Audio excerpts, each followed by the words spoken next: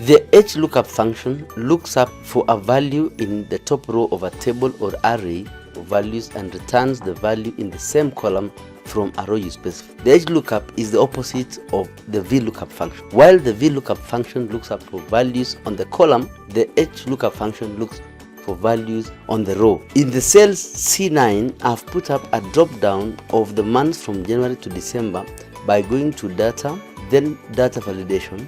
Then I validate the list of months from January on C1 to N1 at the top, so that whenever I select the months like this, I want HLOOKUP to get the total value on row number 7. So we write the HLOOKUP function is equals to HLOOKUP.